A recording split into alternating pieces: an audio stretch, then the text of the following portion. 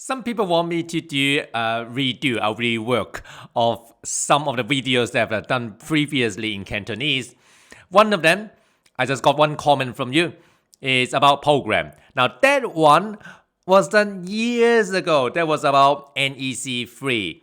Now I'm going to do this once again for NEC4. So let's go for it.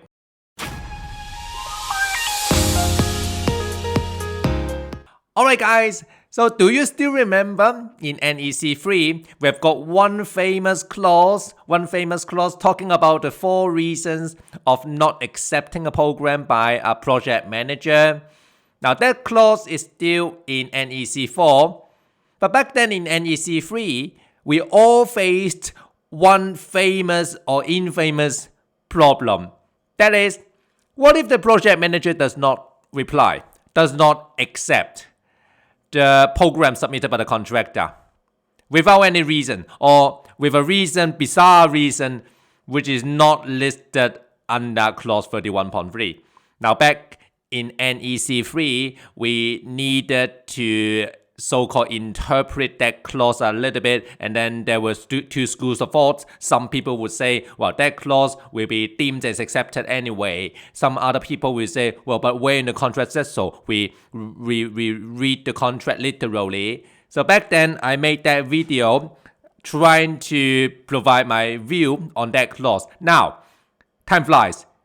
This is 2025 now. NEC4 now. NEC4, that clause has been updated a little bit. We do have a deemed acceptance clause in there now. And I'm going to talk about how to read that paragraph. Now, here, before I read that, I just want to make a statement and see if you understand. What is happening here? What is happening here is, now there are 4 reasons to say I do not accept as a project manager. Do not accept what? Do not accept the program submitted by the contractor according to clause 31.3. 4 reasons. 2 subjective reasons, 2 objective reasons. What are they? Is it realistic? Is it practicable? 2 I so-called the subjective reasons. And 2 objectives. What are they? Do they comply with the scope? Or does it contain the information which the contract requires? So these are the 4 reasons. And we all know, or maybe you know, or maybe you don't know, that there are 3 general consequences that we will face. Either you are the contractor or the project manager in the contract if you do not have an accepted program in place. What are the 3 consequences? I did that in some Cantonese videos, but I realized speaking English just helped this video reach more people. So let me say that again in English. The first one, you cannot assess compensation events. Now by that I mean, if you do not have an accepted program in place, then obviously you don't have something, some baseline, some basis to assess a compensation event.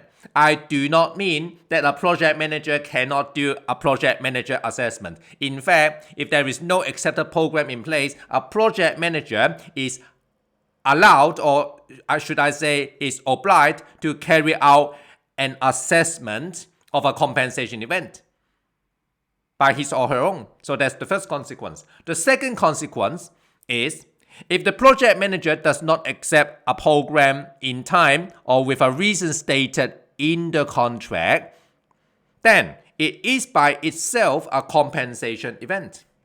Where in the contract says so? Clause 60.1, number 9 in there. And that is the second consequence. There are some details in there. Sometimes during the training course, I will say, now, this one, be careful of this. But for this video, let's keep it short.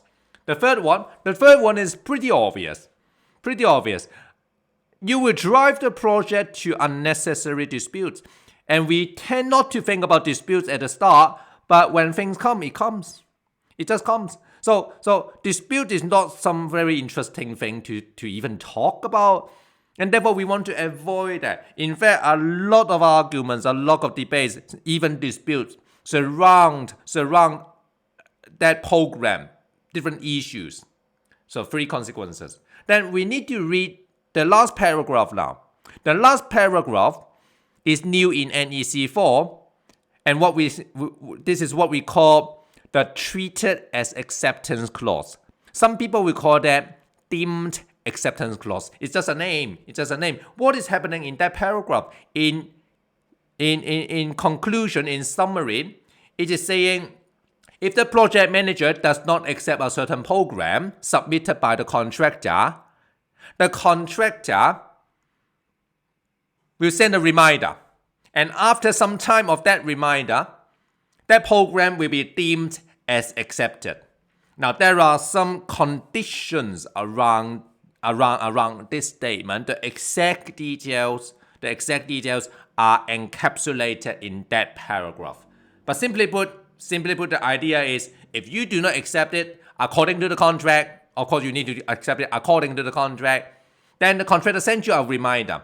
Then the contractor sends you a reminder, wait for some time. After some time, that program will be deemed as accepted anyway. And now you have an accepted program, then you can assess the compensation events, and then you can use that program for project management and site management and just move on. So that is NEC4. What does it say? Let me read that out. That paragraph says, if the project manager does not notify acceptance or non-acceptance within the time allowed, the contractor may notify the project manager of their failure. If the failure continues for a further 1 week after the contractor's notification, it is treated as acceptance by the project manager of the program. So there are a few points in there. Point one. If the project manager does not notify acceptance or non-acceptance within the time allowed. So this has to be done in accordance with the contract.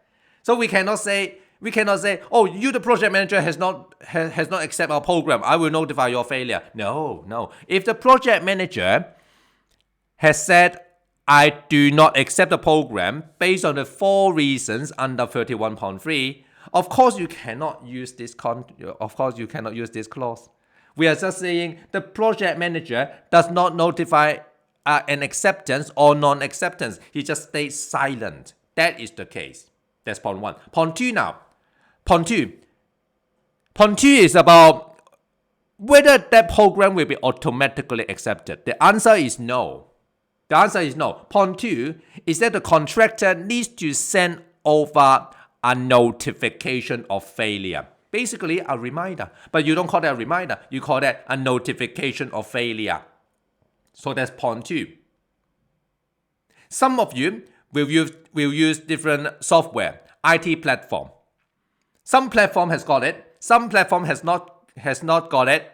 So you may need to check. I just talked with other clients, sometimes some contractors, they really go right away to their system and check. Now sometimes some of the software may not have it, but you can always set this up in your program, in your software, and call that notification of failure to reply. Notification is a notification. It's a very specific type of communication in NEC4. So that's point 2. Point 3 now. Point 3. So after that notification, if that notification of failure exists, only if it exists, then in the unamended contract in NEC4, you wait for a further 1 week. That's point 3. Point 3. Further 1 week. Counting from when?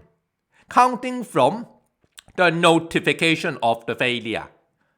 The notification of the failure. So what is happening here? For example, 1st of April, the contractor submits a program for acceptance with all the details in them. They expect the project manager to come back and say, I accept or not accept within 2 weeks. Within 2 weeks, so let's say 14th of April now. 2 weeks, 14th of April. No reply, nothing. Project manager, dead silence. Then what? Will that be automatically accepted? No. It really depends on whether you, the contractor, has notified the failure. If the contractor has notified the failure, let's say 1st of June now, they wait for so long, and then suddenly they realize they need to notify a failure. Then they notify that on 1st of June. Then from 1st of June, you count 1 week. That is what it says under clause 31.3, the last paragraph. That is how we count the date. It is not 2 plus 1. It's not 2 plus 1. Some people outside, they say it's 2 plus 1, 2 plus 1. 3 weeks afterwards, it will be automatically accepted. That is not true.